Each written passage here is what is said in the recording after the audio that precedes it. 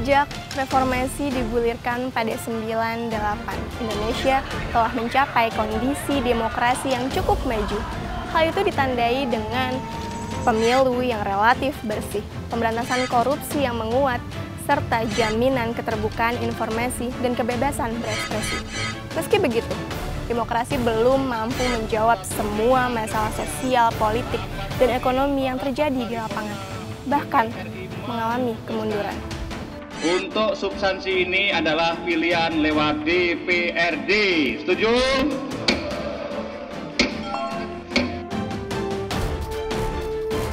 Indonesia baru saja menggelar pesta demokrasi yang berlangsung aman, tanpa bentrokan dan kekerasan.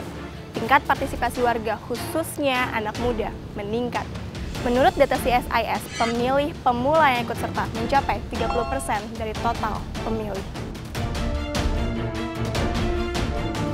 Tingkat kepercayaan masyarakat terhadap kinerja KPK saat ini meningkat. Apalagi KPK berhasil menangkap pejabat negara setingkat menteri.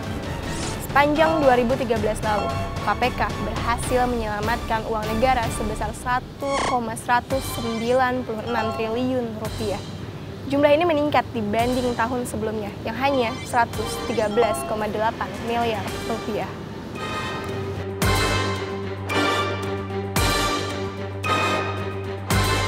Sejak Undang-Undang Keterbukaan Informasi Publik diberlakukan, Indonesia telah menyatakan diri sebagai negara dengan pemerintahan terbuka.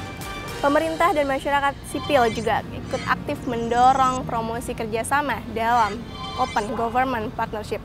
Untuk memenuhi amanat tersebut, pemerintah membuat sistem lapor. Inisiatif lokal juga sudah mulai diberlakukan oleh beberapa pejabat di Indonesia, seperti Bupati Wonosobo Abdul Kholik Arif yang membebaskan setiap warganya untuk beribadah menurut keyakinannya. Termasuk diantaranya 6.000 penganut Ahmadiyah, umat Konghucu, dan Tao. Contoh lain adalah kebijakan rekonsiliasi terhadap korban tragedi 65 yang digagas oleh Wali Kota Palu, Rusdi Mastura. Setiap tahunnya, BPS merilis tingkat kemiskinan di Indonesia. Menurut data, pada Maret 2014, penduduk miskin di Indonesia mencapai 28,28 juta orang.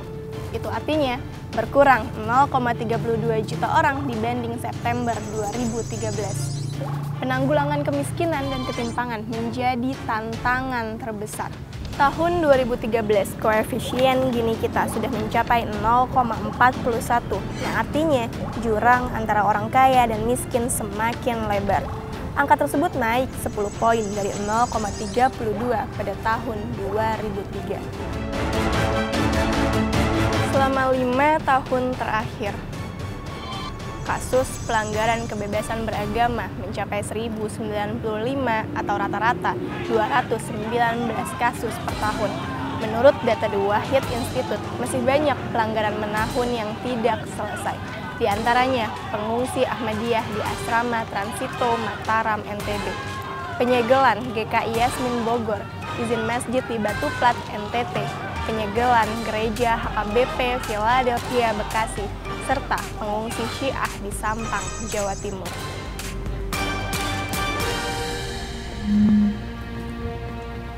Indonesia juga masih memiliki PR di bidang hak pemenuhan penyandang disabilitas. Di Indonesia, penyandang disabilitas diperkirakan mencapai 2,8 juta orang. Meski pada 2011 lalu, Indonesia turut mengesahkan konvensi hak penyandang disabilitas, namun pengakuan dan pemenuhan hak mereka belum tercermin baik. Berdasarkan survei pada tahun 2012, ada 359 kematian ibu per 100.000 kematian. Jika dihitung, dalam 1 jam ada 2 hingga 4 ibu meninggal dunia akibat melahirkan. Kenyataan tersebut jelas bertolak belakang dengan target pemerintah untuk menurunkan angka kematian ibu sebesar 102 per 100.000 kelahiran pada tahun 2015. Masih tingginya angka kematian ibu disebabkan banyak hal, antara lain buruknya layanan kesehatan, hingga terbatasnya akses dan hak memperoleh informasi kesehatan. Program jaminan persalinan yang diluncurkan pada tahun 2011 lalu ternyata masih belum efektif menurunkan angka kematian ibu. Masih banyak perempuan yang memilih melahirkan dengan bantuan dukun beranak. Di bidang pangan, Indonesia yang pernah menikmati swasembada beras pada tahun 80-an, saat ini menempati posisi keempat sebagai negara pengimpor beras terbesar di dunia. Setiap tahunnya, Indonesia mengimpor beras 1,5 juta ton untuk memenuhi konsumsi beras nasional. Pada tahun 2003, alih fungsi lahan pertanian mencapai 63.600 hektar dan diproyeksikan akan mencapai 800.000 hektar pada tahun 2020.